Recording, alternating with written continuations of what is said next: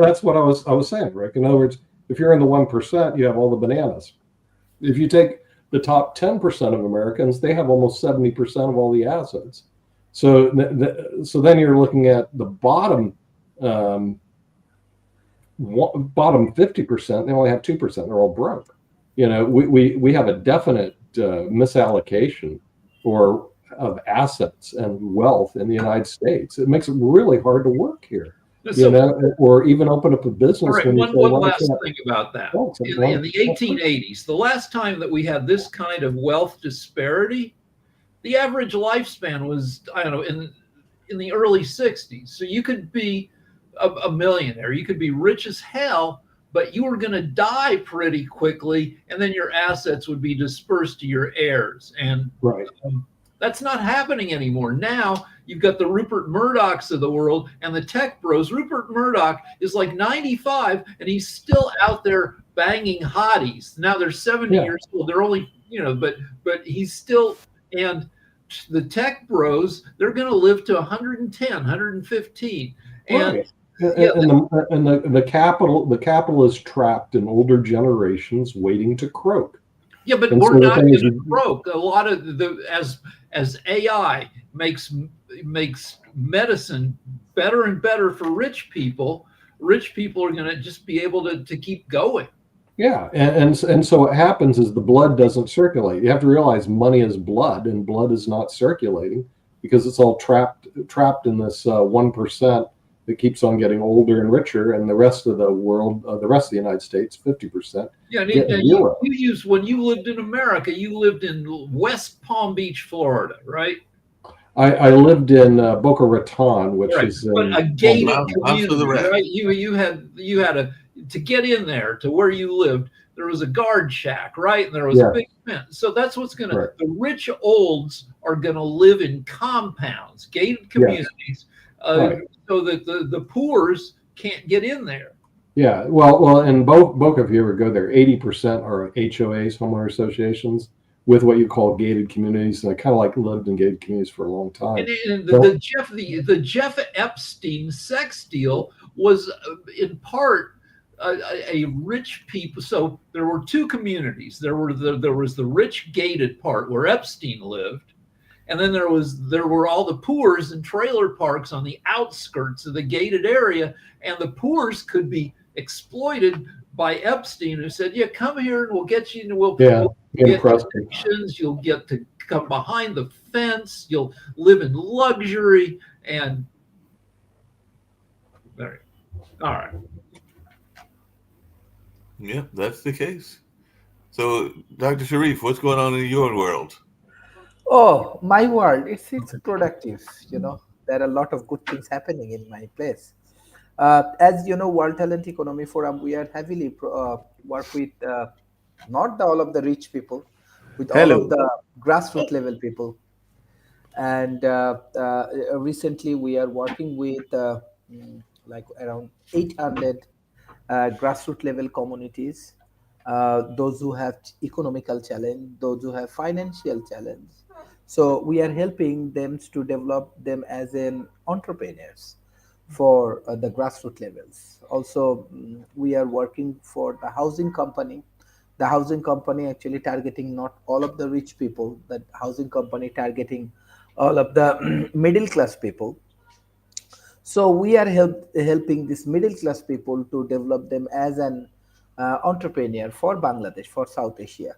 So but we have different culture, we have different ideology, we have different perspective, and hopefully with this different perspective we can make some difference.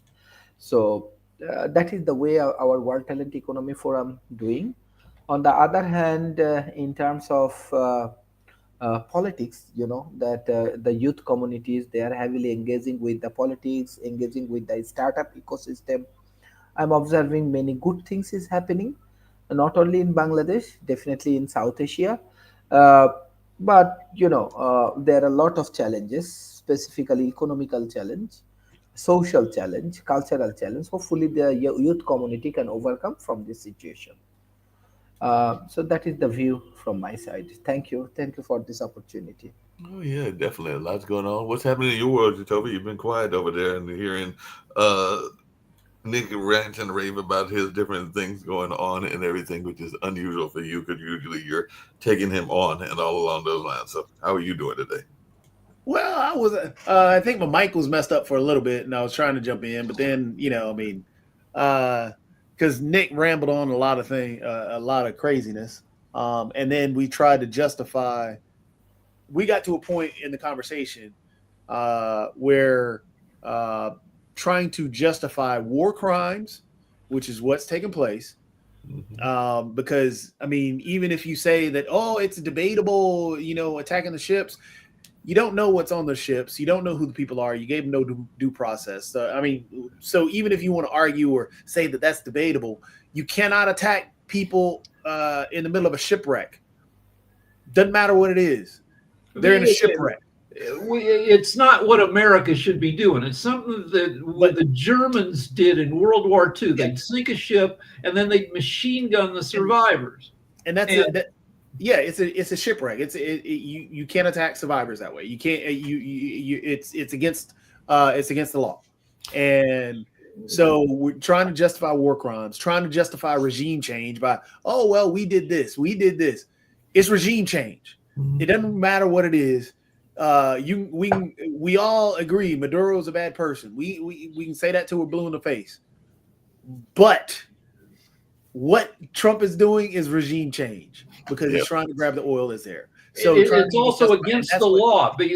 There were laws passed that prohibit the U.S. from, because after people found out in the 70s that the CIA was doing all sorts of was doing this regime, killing like Iran. We deposed the Iran had in the 50s a socialist leader who was, appropriating the oil. And so we deposed him using skullduggery, replaced him with the Shah.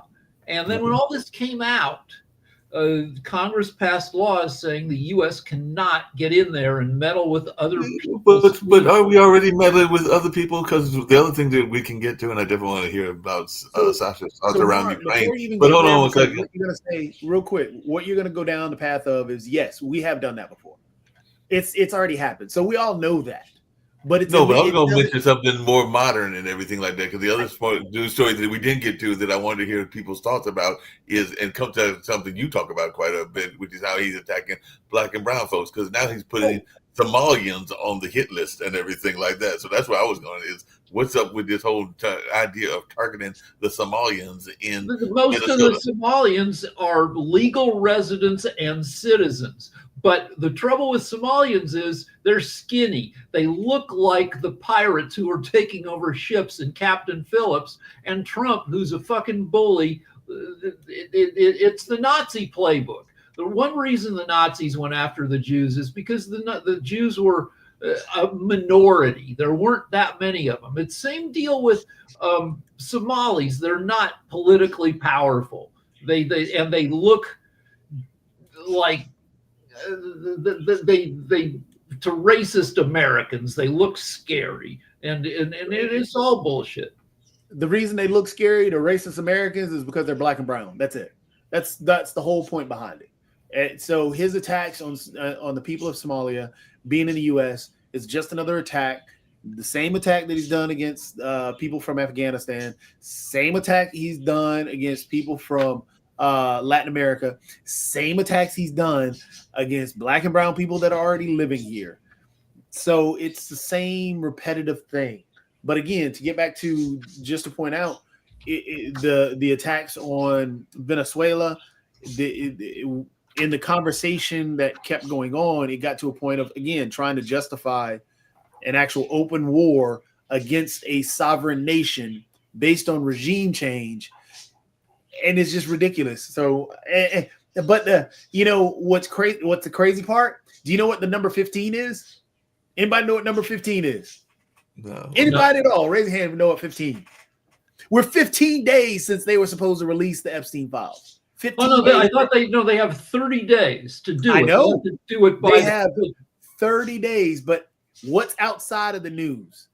It's the same thing with the peace deals. these quote unquote peace deals that he's done. Do you realize that 500 people have died since the peace deal in Yeah, you mean Israel and Gaza? in Gaza, right? You know, Yeah. they keep Israel keeps like blowing Yep. up some people. But but that's outside of the news now because we've quote unquote got a peace deal. It's the same thing with the Epstein files. Nobody's asking about the Epstein files now because No, we said we're going there's to already release them. there's already been one back. Epstein victim, but it's a minor victim because Larry Summers is apparently banned from organizations because of what he did with Epstein and everything along those lines. Hey, Sasha, I did have a quick question for you. What's going on? I know because I was not able to hear much of y'all show yesterday because of things that I had going on in my life and everything. But what's going on with Turkey and Russia and Ukraine? And are we going to see any peace? Because I did see that Turkey is now being involved as well, but you've been following this much more closely than I have. So is there any sign of a peace deal or what's going on in this whole Russia-Ukraine war?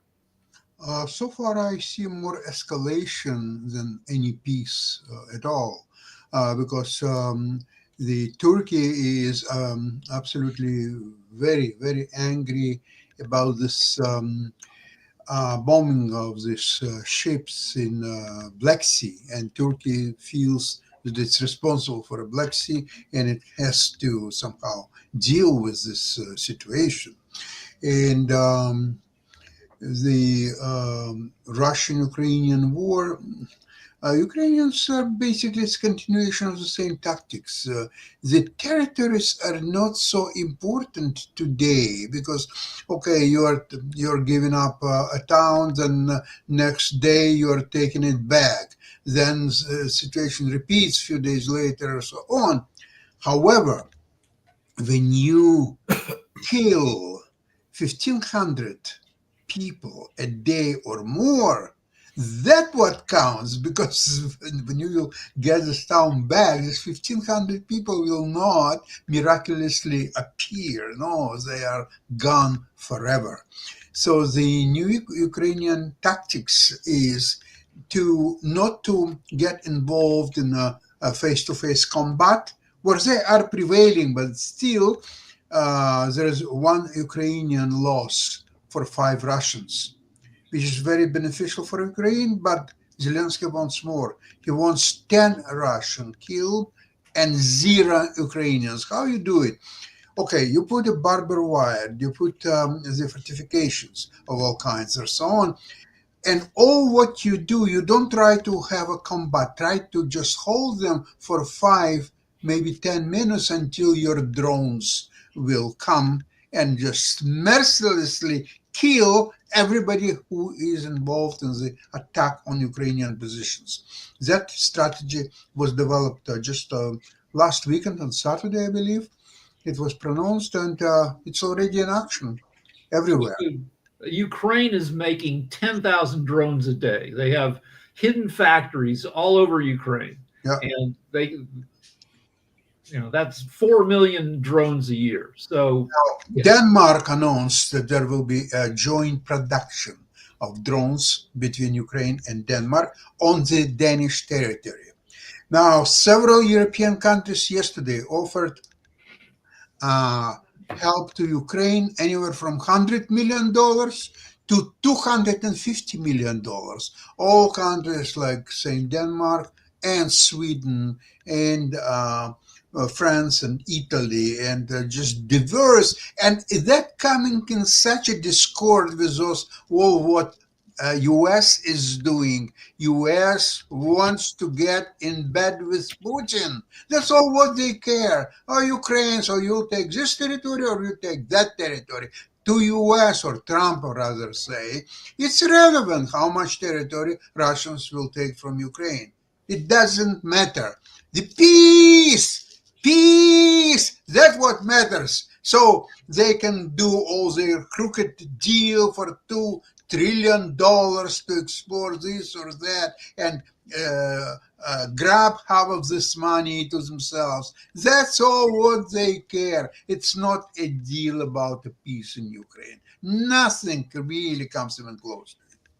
If you want to fight in a war without getting killed, and you're good at video games, you can go to Ukraine and get trained as a drone operator. They have a 2-month drone training program. And because if they're going to be flying, 50,000 drones over Russians and blowing them up, they need the people who Yeah, are good at the handset. yeah, yeah. And the Ukrainians, they adopt very quickly to modern technology, and I think that they will have no shortage of people who would like to fill these positions. Oh yeah, that makes sense. Definitely, that sounds like that's what's going on in that particular situation. Dr. Sharif, you're on mute. Oh, he might be talking to somebody or Yeah, something. yeah, yeah. Yes, Mark. Yeah.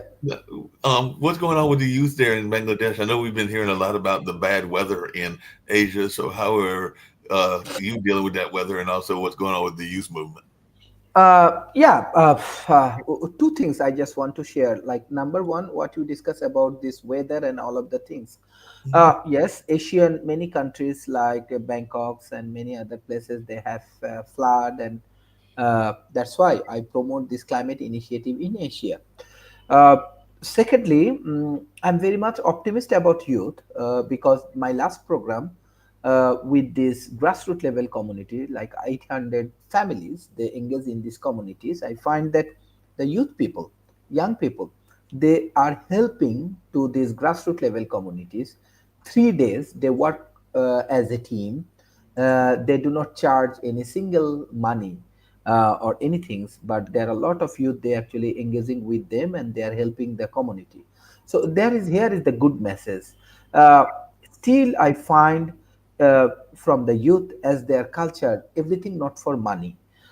They work for humanity, they work for development, they work for uh, prosperity of the human. So I have strong belief about the youth, at least in Asia. Even though I find many North American, my colleague, those who working in my team, they are very optimistic, they are very positive, they want to contribute for North American cultures and community. uh, but we need, one of the things we have uh, challenges, I believe we do not have good leadership example in politics, in corporation, everybody actually running behind money. So I believe that if we can create good leaders for Asia through my World Talent Economic Forum institutions, that can be a big change for the youth community. So I need all of your support and uh, cooperation for this youth development. So hopefully it will be very effective. Bangladesh is a Muslim country, uh, so a religious place, example, mosque is very effective in our country. So we have around 300,000 mosques in Bangladesh. So I am working with them. So hopefully it can be developed as a institutions. Honestly speaking, because of politics, political corruptions, corruption, banking sector corruption, the youth community, they do not have enough trust for our previous generations. But if we can create a ethical standards and culture for them, they can change all of the cultural things, environmental things, and everything. So we need to work together. Well, that makes sense. Definitely got to work together and all on those lines. I was getting ready because we're wrapping up and everything. Jacoby, I did notice something that was different in the world of sports because I follow sports as well and everything like that. And it looks like for the first time, and it actually involves Durham, we've got two NBA stars from the same university, which is Knipple and Cooper Flag, and both are Duke folks. So I just wondered if you had any thoughts around that because it's the first time that's ever happened where there's been two players from the same university that are the the heads of the all-star rookies and everything like that, but on different conferences. I mean, Cooper Flag is struggling in Dallas because Dallas is a bad team right now. They're not fully healthy. But Cooper Flag is trying to do his best. And Con Knipple, Charlotte has every year historically been a bad team. It'd be nice if they had a few more pieces to add around Con Knipple because I think Knipple can be a decent player. I don't think he's going to be a full-blown all-star, but I think he's going to be a decent player as he continues to grow into that position. Yeah, no doubt about that and everything like that. Yeah, what were you going to say, Rick? I wanted to ask Toby, is LeBron James? I like LeBron James because he's old. I'm old, so I root for. Is he done? He's only been back for 5 games because he had sciatica. Is he going to get into a groove and have one more good season? I mean, the Lakers, truthfully, with Austin Reeves and Luka Doncic, because Luka is an all-star. Austin Reeves has actually blossomed due to him. His past couple of years. But I think LeBron is finally passing the torch, and he's passing it to Luka. And he wanted to pass it to Anthony Davis, but Anthony Davis is too injury prone. But I think what will happen is LeBron, because his son is there now. His son is not a good NBA player. His son is only there because LeBron's there. And so LeBron will stick it out through the year. He'll have a decent season. I'm still not picking. I think the Lakers may make the playoffs. They're still going to be on the bottom half of the bracket. Right now, they're leading that division, but they're still going to be on the bottom half of the bracket because you still don't have a big man to hold down the middle. And you don't have – right now, OKC is running away with everything. They're sitting there at 21-1, I think they are now. Might even be 22 and SGA is just becoming a better player. I don't see the Lakers being better than OKC. I don't see him being better than Denver. I think Houston's going to get on a roll because Houston has KD, and KD can pull you out of some because he's a deep threat. He opens up the middle. LeBron doesn't do that. He can't do that anymore. And so you have to rely heavily on Austin Reeves. And well, all right. So LeBron skipped college. He went straight from high school to the NBA. When his NBA days are done, shouldn't he go to college and play on a college team? No, he's too old. Those guys would run lips around him and everything like that. But if he joined a junior college team, and Rick,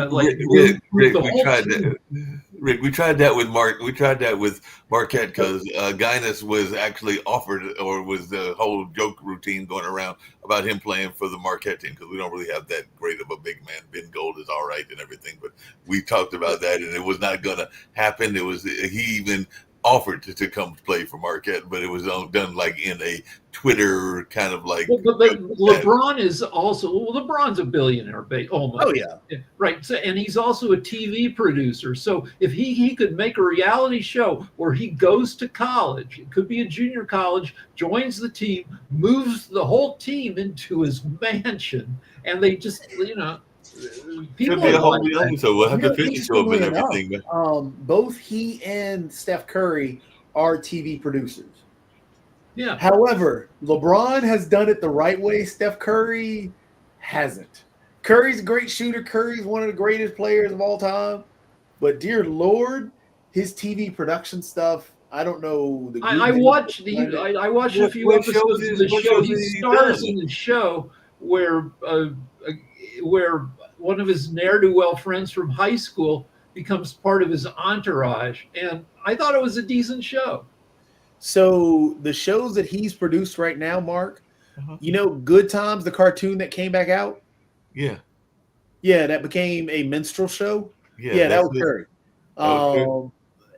Also, the movie that he has being produced right now, The GOAT, which is about a goat playing basketball and being able to shoot threes, and he's smaller than everybody. Yeah, that's Steph Curry. Yeah, those don't sound like good movies, and we get to wrap up and everything, but they don't sound good. Just really quickly, and you can answer this quickly. Is Doc done and everything? Because I was just reading earlier before we got online that folks are thinking that he might be gone, even though the Stars Milwaukee stayed in Milwaukee because of Doc Rivers. But is Doc going to be able to make it through this year? And I did see that Golden State also has the Curry brother now on the team. Oh, yeah. Seth Curry is now playing with Steph Curry. Seth Curry was interesting. They were in college. Before Seth got into college, they had said Seth was going to be better than Steph because Seth had the ability to drive and he could also kind of shoot like his brother. But no, Seth never really panned out as well as his brother. But Doc should have never been in Milwaukee. I agree. Never. But, you know, Giannis wanted him, so Giannis got him. I love Giannis to death. He's one of my favorite players, but that's what killed. Well, you can talk about this, that NBA coaching is a different thing because you can't yell at a bunch of guys who are making 15, 20, $50 million a year. You have to be a cool guy. You have to be their coach friend. And like Phil Jackson was good at that. And I think Doc Rivers seems like a great guy. And like somebody you'd want to be led by because he's not but I don't know that he doesn't win that many games always. Well, the time Doc was a great manager of personalities, and he was a good coach, and that's why in Boston he won that championship. Right. He should have won 2, but he didn't. But the problem with Doc is that the game has passed him by, and he's living on just that 1 year he had with KG, Paul Pierce, and Ray Allen. He's still living on that year.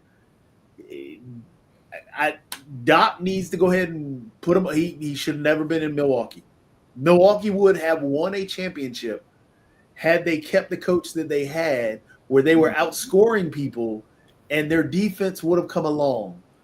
But now they can't score. Giannis is struggling because he's the only person there, and they haven't surrounded him with anything. And Doc doesn't do that. Doc doesn't know.